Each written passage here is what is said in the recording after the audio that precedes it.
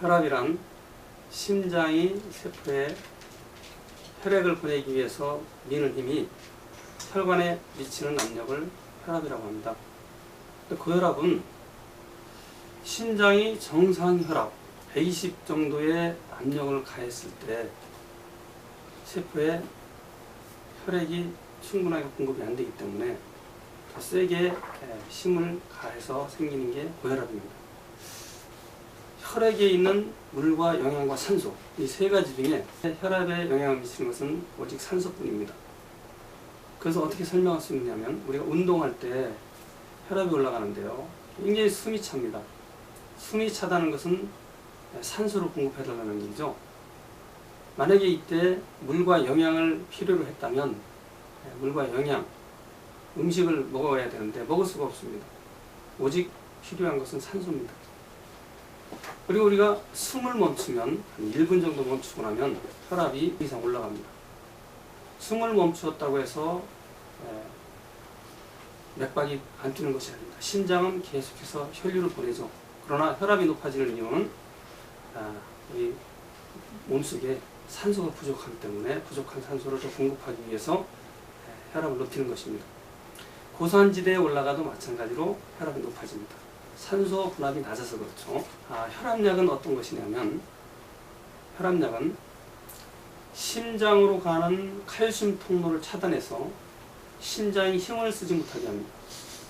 우리가 예를 들어서 운동할 때 큰 힘을 써야 되겠죠. 산소를 많이 공급해야 됩니까? 그런데 심장 힘을 약화시켜서 혈압을 높이지 못하게 합니다. 그러면 산소 공급이 안 되겠죠. 운동 능력이 떨어집니다. 그리고 또 한 가지는 몸속에 물을 다 강제로 배출시켜서 심장이 아무리 힘을 써도 혈관에 압력이 미치지 못하게 합니다. 자, 물은 생명의 근원이라고 했는데, 이와 같이 몸속에 물을 빼내면 반생명 현상이겠죠. 고혈압의 원인을 찾지 못했기 때문에, 고혈압은 위험하죠. 위험하니까 이걸 막아야 되는데 막을 방법이 다른 방법이 없으니까 인위적으로 강제로 혈압을 낮춘 것입니다. 외부적으로부터 산소 공급이 안 되는 현상은 누구라도 겪을 수 있는 문제겠죠. 언제라도.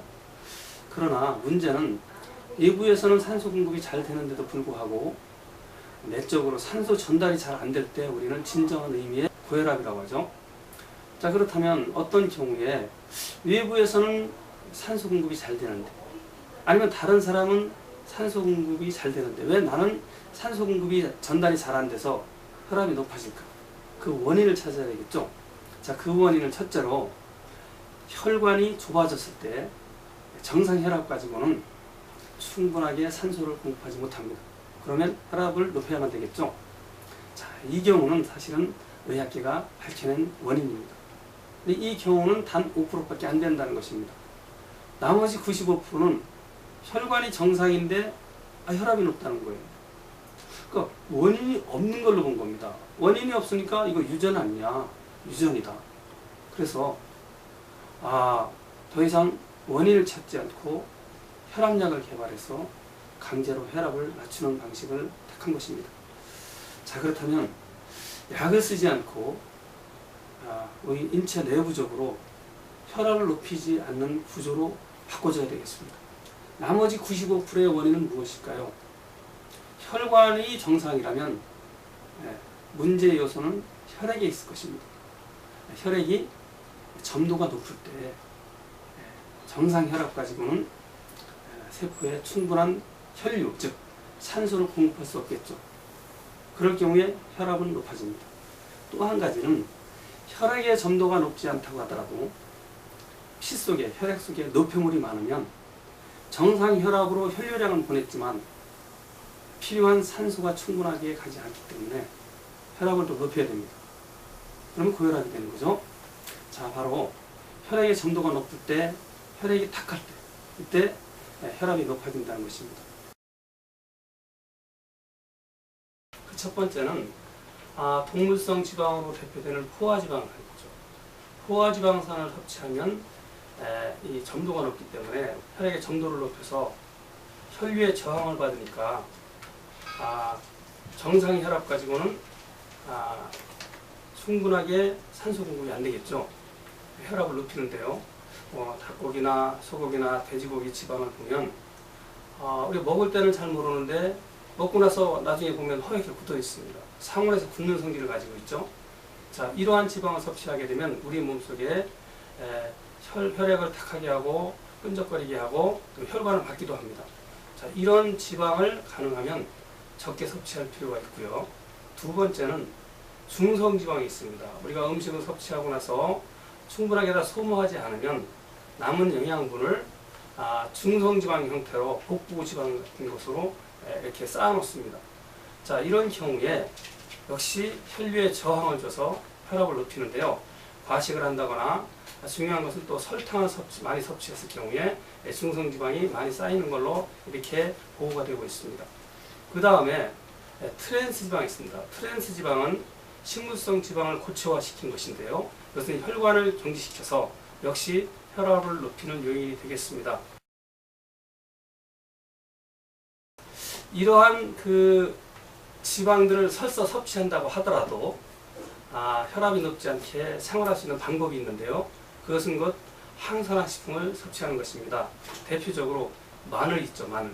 마늘에는 맵고 알리신 성분이 있습니다. 이 알리신 성분은 혈전을 용해하는데 아주 유용한 식품입니다. 그 다음에 양파의 퀘르세틴 성분이 역시 또 이렇게 포화지방산을 불포화지방산으로 바꿔줍니다. 그 다음에 이제 인삼 있죠. 자, 인삼의 쓴맛 나는 그 사포닌 성분도 역시 같은 역할을 하고요. 연근의 뮤신도 역시 이와 같은 효과를 볼 수 있습니다. 그리고 바다에서 나오는 해조류 있죠. 김의 포피란, 그리고 미역의 알긴산, 매생이 같은 이런 해조류도 같은 효과를 볼 수가 있습니다. 그래서 이러한 그 식품을 같이 함께 섭취하는 분들은 설사 포화지방을 섭취했다 하더라도 혈압이 높지 않습니다. 혈액이 점도가 높아지지 않는다는 얘기죠. 그리고 대표적으로 우리가 많이 섭취하는 녹황색 과일 있죠. 감귤의 구연산, 특히 과일에는 껍질에 이와 같은 항산화 성분들이 많이 들어있기 때문에 껍질까지 같이 드시면 되겠습니다. 식품이 고혈압의 원인을 만드는 전부냐? 그렇지 않습니다. 식품 외에도 우리 세포의 산소 공급을 저해하는 요인들이 많이 있습니다. 자, 대표적으로 우리가 스트레스를 받으면 혈압 많이 올라가죠. 스트레스는 식품이 아니죠. 그런데도 많은 혈압을 높입니다. 자, 왜 그러냐? 스트레스를 받으면 뇌가 굉장히 집중력이 필요하기 때문에 산소를 많이 필요로 합니다. 일시적으로 많은 혈액을 공급해야 되겠죠. 혈압이 많이 높아집니다. 그러나 이 스트레스는 구조적인 그 혈압 상승 아니고요. 스트레스를 받게 되면 어떤 일이 일어나느냐? 스트레스 받으면 백혈구가 파괴됩니다. 상당히 많이 파괴되는데요.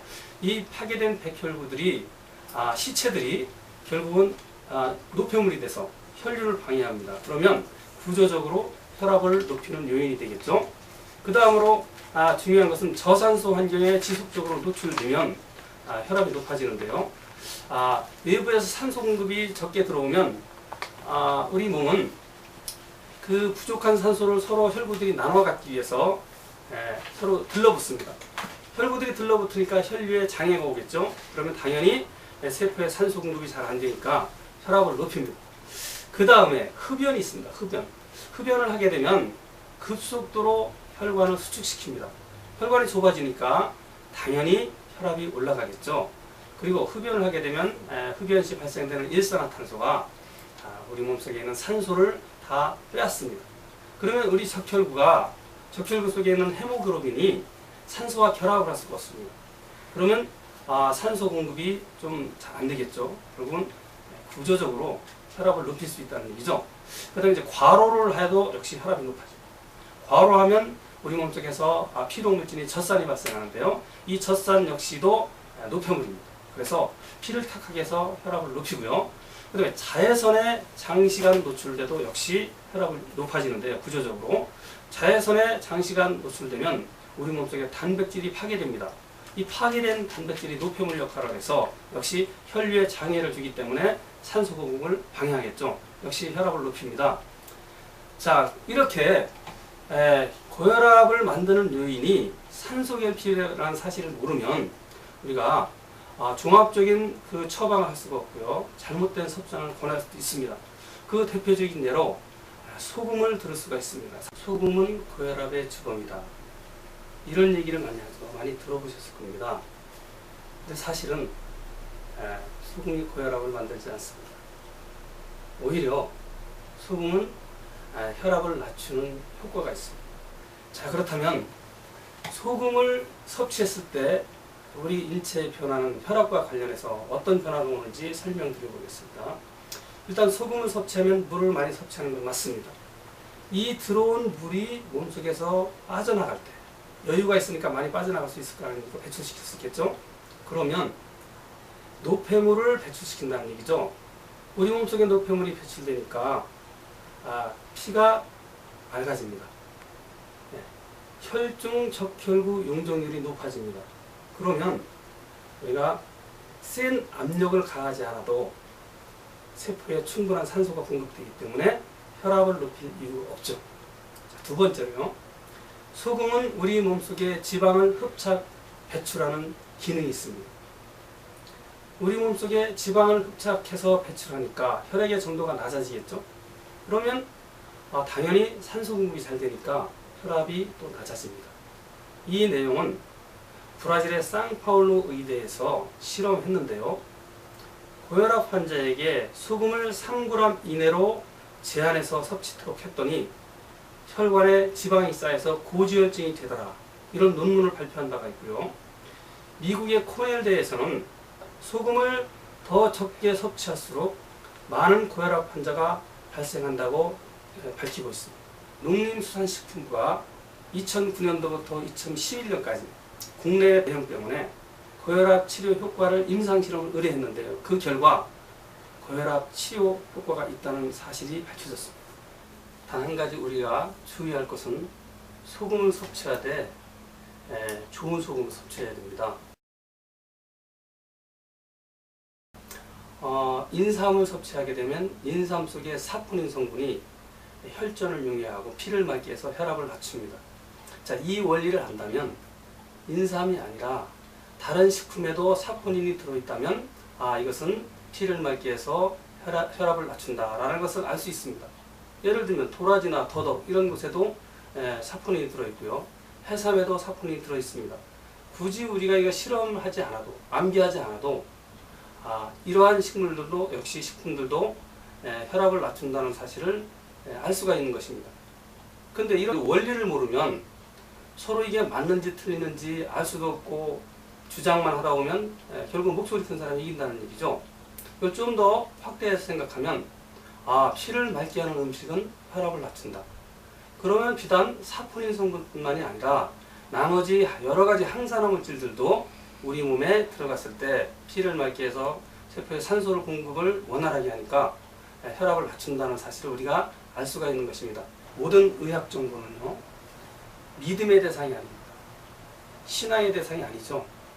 지식의 대상입니다. 정보의 대상입니다. 그래서 논리가 분명해야 됩니다.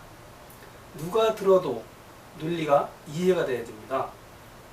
그게 논리죠. 논리는 보통 사람의 상식을 가진 사람들이 들었을 때 이해가 돼야 되고요.